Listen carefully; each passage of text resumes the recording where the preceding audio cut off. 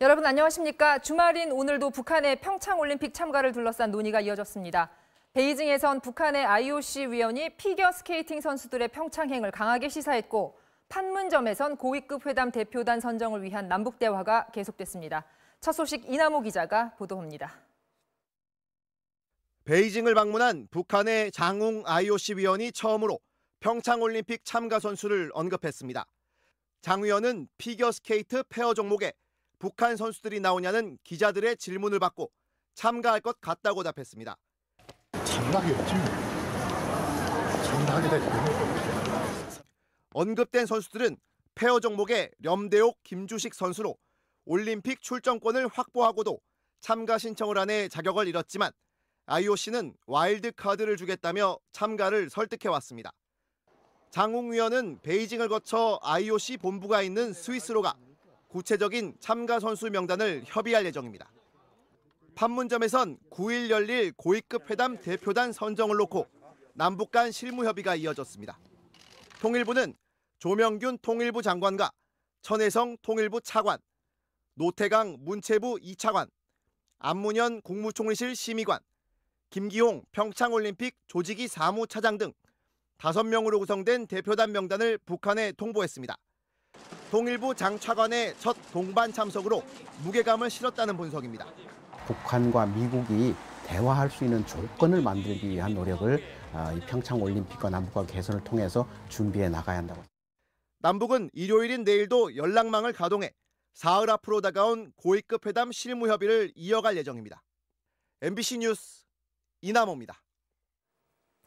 북한이 평창올림픽 참가 의사를 밝히고 남북 고위급 회담에 합의하기까지 숨가빴던 지난 한 주였습니다. 모쪼록 이번 회담이 후속 회담으로 이어질 수 있도록 이제는 긴 호흡으로 전략적으로 대응하는 게 중요해 보입니다. 유충환 기자의 보도입니다. 새해 첫날 평창에 대표단을 보낼 수 있다는 김정은의 신년사가 시작이었습니다. 여러분, 지금이야말로 북과 남이 과거에 얽매이지 말고 북남 관계를 개선하며 자주 통일의 돌파구를 열기 위한 결정적인 대책을 세워나갈 것을 요구하고 있습니다. 바로 다음 날 정부는 환영의 뜻과 함께 남북 회담을 제의했습니다. 1월 9일 판문점 평화의 집에서 고위급 남북 당국 회담을 개최할 것을 북측에 제의합니다. 1월 3일 2년 가까이 먹통이던 남북 직통 전화가 복구됐습니다. 남측과 제때에 연계하도록 3일 15시부터 북남 사이에 판문점 연락 통로를 개통할 때 대한 지시도 주셨습니다. 4일 밤엔 한미 정상들이 군사훈련 연기에 합의하며 힘을 보탰습니다. 다음 날 북한은 아무런 포를 달지 않고 우리 측 회담 제의를 그대로 수용했습니다. 남북 고위급 회담을 위해 1월 9일 판문점 평화의 집으로 나갈 것입니다. 이렇게 왔습니다. 새해 들어 남북은 하루도 빼놓지 않고 대화의 손짓을 주고받았습니다. 분명 작지 않은 성과지만 첫 단추일 뿐입니다. 우선 북한이 관심을 가지는 분야와 주제에 관해서 논의를 진행하면서 우리가 원하는 방향으로 북한을 이끌어가는 그런 중장기적이고 긴 호흡을 가진 전략으로 대응해야 된다고 생각합니다. 평창을 넘어 평화로 가기 위해서는 속도를 높이고 지름길을 찾기보다는 보조를 맞추는 게 중요하다는 지적입니다. MBC 뉴스 유충환입니다. 정치보복은 자신에게서 마침표가 찍혔으면 한다. 법원의 구속 연장 결정에 박근혜 전 대통령이 한 말입니다. 이후 박 전 대통령은 변호인을 전원 사임시키고 재판 출석마저 모두 거부하고 있죠. 그러다가 국정원으로부터 36억 원의 뇌물을 받은 혐의로 추가 기소된 날 박 전 대통령이 돌연 변호사를 재선임한 것이 알려졌습니다. 곽승규 기자가 그 배경을 짚어봤습니다. 지난해 10월 법원은 국정농단 사건 관련 18개 혐의로 기소된 박근혜 전 대통령의 구속기한을 최장 6개월 더 연장했습니다. 박 전 대통령은 자신에 대한 정치적 탄압이라며 크게 반발했고 7명의 변호인들은 모두 사임했습니다. 재판부는 국선변호인단을 새로 선정했지만 박 전 대통령은 이들의 접견을 모두 거부했고 재판엔 단 한 번도 출석하지 않았습니다. 이처럼 완강하게 반발하던 박 전 대통령이 엊그제 유영아 변호사를 변호인으로 재선임한 사실이 뒤늦게 확인됐습니다. 이날은 검찰이 국가정보원으로부터 36억 5천만 원의 뇌물을 상납받은 혐의로 박 전 대통령을 추가 기소한 당일입니다. 국정농단 재판엔 여전히 변호인을 선임하지 않으면서도 유독 국정원 뇌물수수 재판에 대해서만 바로 변호인을 선임한 겁니다. 기소 당시 검찰은 박 전 대통령이 뇌물로 받은 돈의 대부분을 사적 용도로 활용했다면서 사용 내역도 꽤 자세히 밝혔습니다. 전용 의상실 운영비로만 6억 9천만 원이 쓰인 것을 비롯해 차명폰 요금, 삼성동 사저관리비, 기치료비 등에 쓰였다는 건데 박 전 대통령은 이에 대해 해명할 필요를 느꼈을 것으로 보입니다. 지금까지처럼 무대응으로 일관하다 나라 돈을 빼내 제멋대로 사용한 혐의가 모두 인정돼 개인적인 뇌물 사건에 의한 파렴치범으로 비춰지면 현 상황을 정치적 탄압으로 규정해온 자신의 주장이 더욱 설득력을 잃게 되기 때문입니다. 전직 국정원장들이 박 전 대통령에게 돈을 전달한 사실을 이미 시인한 가운데 이번 변호사 선임을 계기로 박 전 대통령이 재판에서 어떤 방어 논리를 펼지 주목됩니다. MBC 뉴스 곽승규입니다. 올림픽 같은 국제 행사는 스포츠뿐 아니라 당대의 첨단 기술을 선보이는 경연장이기도 하죠. 지금 보면 참 투박해 보이는 이 전화기가 우리나라에서 최초로 생산된 휴대폰인데요. 88 서울올림픽 개막에 맞춰 겨우 10대만 시범 생산했었다고 합니다. 그 후 정확히 30년 만에 다시 개최하는 올림픽. IT 강국으로 거듭난 우리나라는 이번 평창에서 5G라 불리는 차세대 무선통신 기술을 세계 최초로 시범 서비스할 계획입니다. 조이명 기자입니다. 시속 130km가 넘는 봅슬레이 경기. 썰매에 탄 선수의 시점에서 실감나는 초고화질 중계가 펼쳐집니다. 피겨 선수의 우아한 점프 동작을 360도로 돌려볼 수도 있습니다. 이 많은 선수들 중 내가 응원하는 선수가 어디에 있는지 옷에 부착된 GPS를 기반으로 중계 화면을 골라볼 수 있습니다. 모두 기존 LTE보다 최고 20배 빠른 새로운 무선 통신 체계 5G 덕분에 가능해졌습니다. 직접 시청자분께서 경기에 참여하는 체험적인 착각을 유발할 정도의 스포츠 중계에만 적용하는 기술이 아닙니다. 무인주행차는 무선망을 통해 주변 상황을 파악하게 되는데 돌발 상황이 일어났을 때 기존 LTE 기반 무인차가 반응하는 속도는 0.05초. 빠른 것 같지만 사람의 시각이 뇌에 전달되는 속도 0.01초에 비하면 5분의 1, 만취한 운전자 수준밖에 안 됩니다. 이에 비해 5G의 반응 속도는 0.001초. 인간 한계를 10배나 뛰어넘는 말 그대로 초인적 반사신경을 갖게 된다는 겁니다. 뇌에 전달되는 속도보다 빠르거나 거기에 준한다면 여러 가지의 다양한 산업군에서 이 기술을 활용을 해서 이르면 2020년에나 실현될 거라던 5G 기술. 우리나라는 이번 평창 올림픽 기간 경기장 주변에서 세계 최초로 시범 서비스를 시작하고 내년부터 상용화에 들어갑니다. 국내 5G 연구 투자 액수는 1조 원으로 중국이나 일본, 유럽에 비해 왜소한 규모지만 아직 세계적으로 기술 표준도, 주파수도 확정되지 않은 상태라 먼저 상용화에 나서는 나라가 주도권을 쥘 가능성이 높습니다. 2017년 12월에 국제표준화기구에서 조기 상용화를 위한 5G 표준 기술을 승인받아서 다른 나라보다 1년 앞서서 이번 평창올림픽이 스포츠를 넘어 우리나라 이동통신의 경쟁력도 평가받을 기회의 시간이 될 전망입니다. MBC 뉴스 조이명입니다. 해외여행이 늘다 보니 공항 출국 절차가 생각보다 오래 걸릴 때가 많죠. 비즈니스 클래스 이상의 비싼 항공권 구매자에게 줄을 서지 않고 빨리 들어갈 수 있는 별도의 전용 통로를 이용하게 해준다면 어떨까요? 개항을 앞둔 인천공항 제2터미널이 이런 패스트트랙 설치를 검토하고 있습니다. 김민혁 기자가 보도합니다. 공항 출국 게이트마다 긴 줄이 늘어섰습니다. 게이트를 지나는데 길게는 1시간을 넘기기도 합니다. 한 2시간 정도. 지치죠, 가기도 전에. 반면 노인이나 어린이 가족을 위한 전용 게이트, 이른바 패스트트랙은 비교적 한산합니다. 아기를 데리고 기다려야 되는데 빠른 시간 안에 탑승할 수 있어서 되게 편리했던 것 같아요. 인천공항이 새롭게 추진 중인 패스트트랙입니다.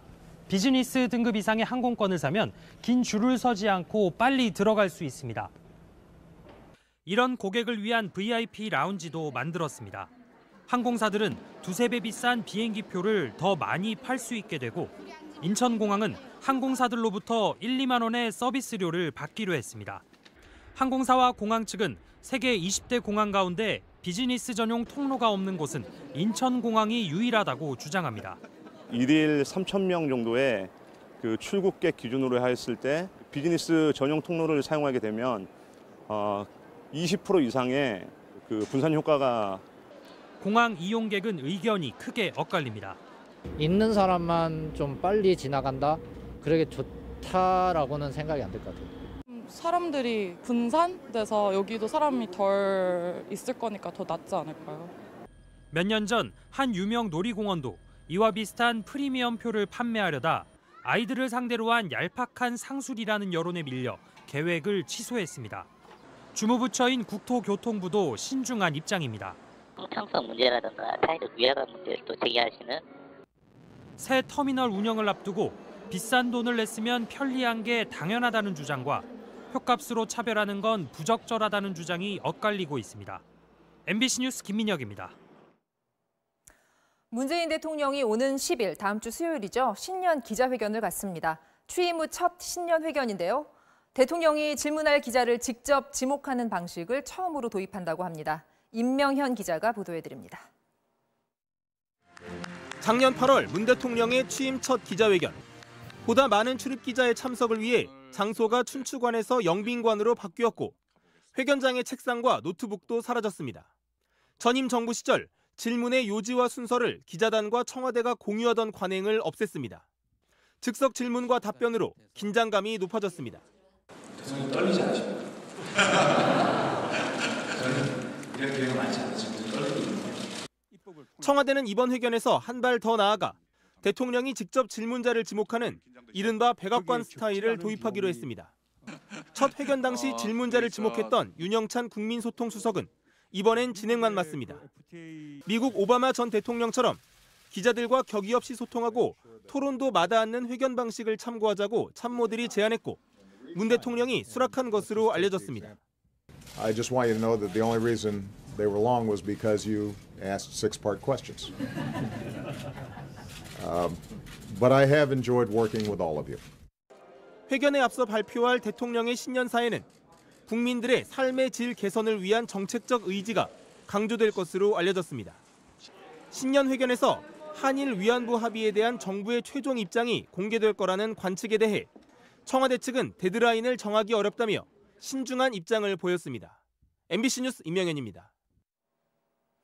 통계청 조사에 따르면 우리나라 취업준비생 10명 중 4명은 공무원 시험을 준비하고 있습니다. 최근엔 연령대도 점점 낮아져서 10대 고등학생 때부터 공무원 시험에 뛰어드는 이른바 공딩족이 늘고 있다고 합니다. 학원까지 다녀가며 대학 입시 대신 공무원 시험에 도전하는 이유가 뭘까요? 엄기영 기자가 취재했습니다. 서울의 한 특성화 고등학교. 고3을 앞둔 학생들이 별도의 준비반을 만들어 수능 대신 9급 공무원 시험을 준비하고 있습니다.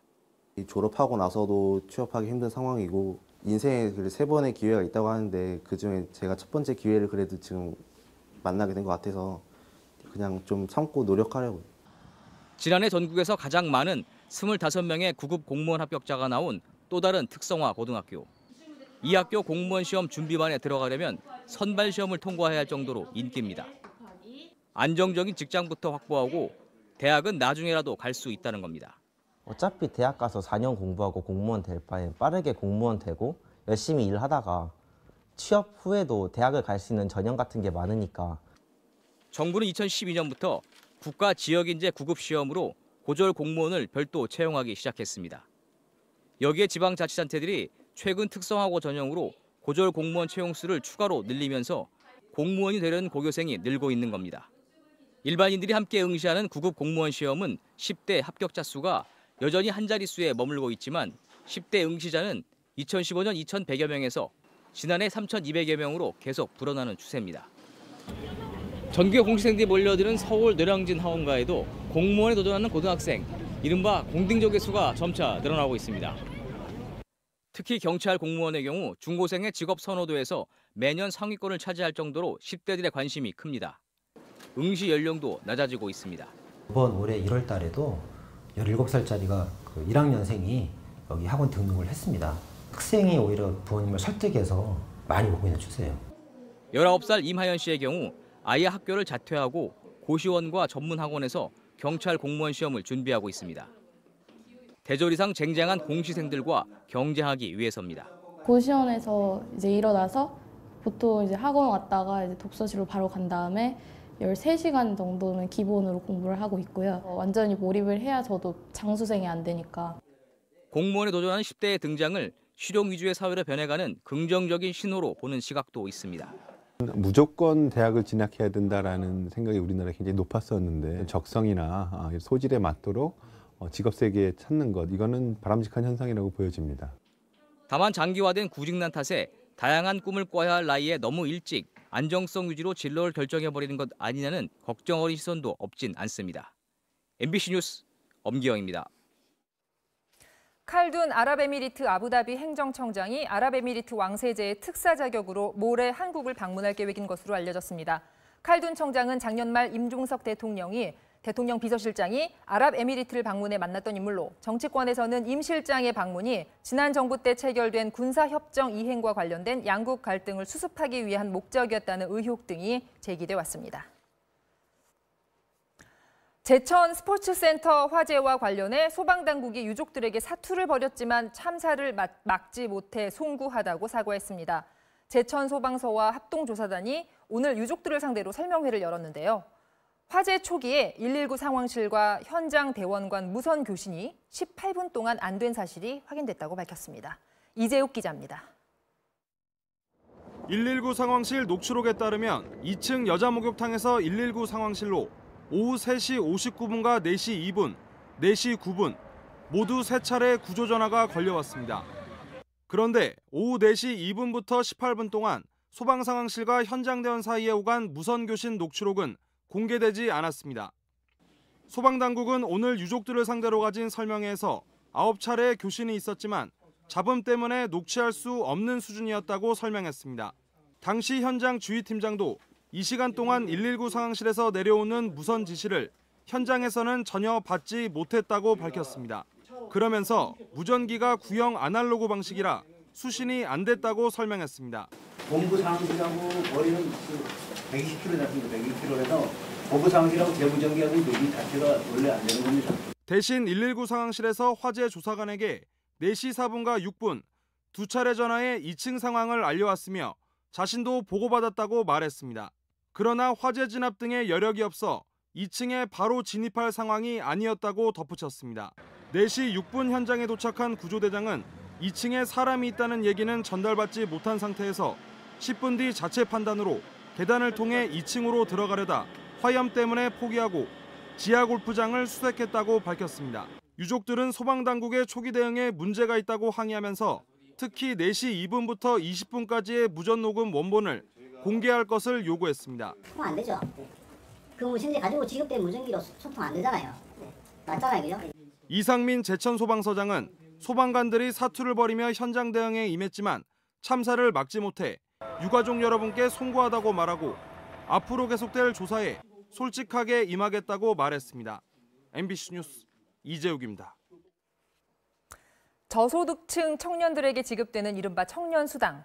포퓰리즘이라는 비판도 있습니다만 취업을 할 수 있어야 결혼과 출산도 가능하기 때문에 청년들의 생활 안정을 돕는다는 취지로 여러 지자체들이 도입하고 있습니다.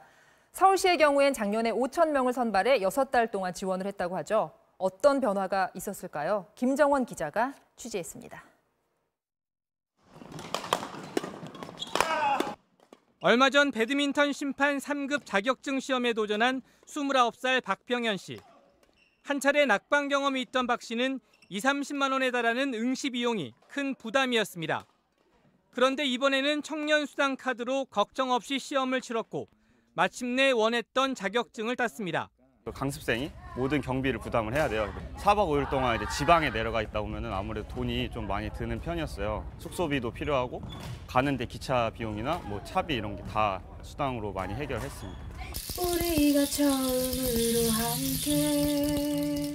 글을 쓰며 작사 활동도 하고 있는 이세연 씨도 청년 수당 덕을 톡톡히 받습니다.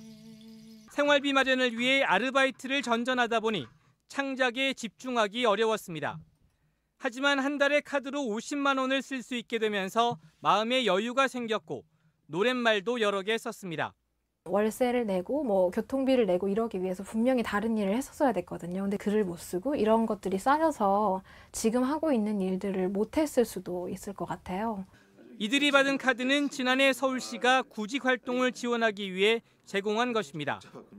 가정 형편이 넉넉하지 않고 장기간 직업을 구하지 못한 청년 5천 명을 선발해 매달 50만 원씩 6개월 동안 지원해 줬습니다. 학원비나 시험 응시료는 물론 혼자 식사를 할 때나 대중교통을 이용할 때도 쓸 수 있습니다. 지난해 최저시급을 적용하면 한 달 50만 원의 수당은 청년들에게 77시간의 여유를 가져다 줬습니다.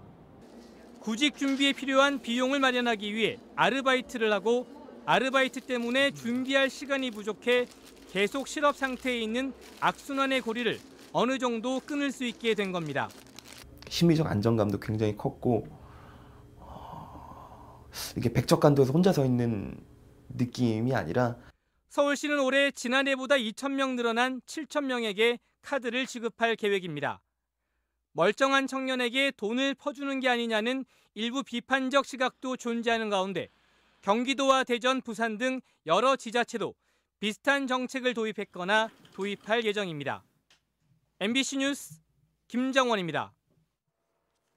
최근 미국 트럼프 대통령이 파키스탄에 대한 원조 중단을 SNS로 통보했죠. 요즘 트럼프가 가장 많이 하는 말이 어디에 원조를 끊겠다는 말이라고 합니다. 미국이 인도적 원조를 상대국 길들이는 도구로 쓰는 것 아니냐 비판이 제기되고 있습니다. 정신의 기자가 전해드립니다.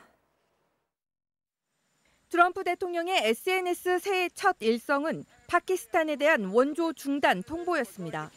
15년간 35조 원 이상을 투입했지만 파키스탄은 오히려 테러범들에게 피난처를 제공했다는 겁니다. 곧바로 사흘 뒤 미국 정부는 약 1조 3천억 원의 지원금 중단을 실행에 옮겼습니다. We are suspending security assistance to Pakistan at this time until the Pakistani government takes decisive action against groups including the Afghan Taliban. 왜 새해 벽두부터 파키스탄일까? 보시는 것처럼 파키스탄은 아프가니스탄 또 이란과 국경을 맞대고 있습니다. 특히 아프가니스탄은 9.11 테러 전후로 알카에다와 탈레반의 근거지였던 곳이죠.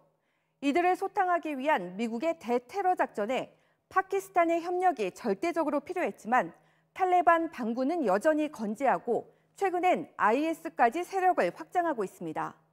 때문에 미국에선 파키스탄이 제대로 협조하지 않는 게 아니냐 이중 플레이 의혹을 제기하다 결국은 원조 중단까지 이르게 된 겁니다.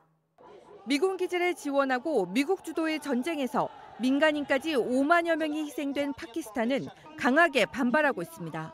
आपको एहसान जताने की बजाय हमसे किसी सपोर्ट का तकाजा भी नहीं करना चाहिए.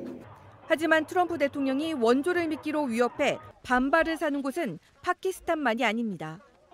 자신의 예루살렘 수도 발언으로 생긴 파문에는 귀를 닫고 SNS에 연간 수억 달러씩 내놓는데도 팔레스타인이 미국의 감사나 존경을 하지 않는다고 비난하는가 하면 유엔 표결 직전에 전 세계를 상대로 으름장을 놓기도 합니다. Let them vote against us. We'll save a lot. We don't care. 파리 기후변화협정 탈퇴, 유네스코 탈퇴도 결국은 분담금을 내기 싫다는 이유였습니다.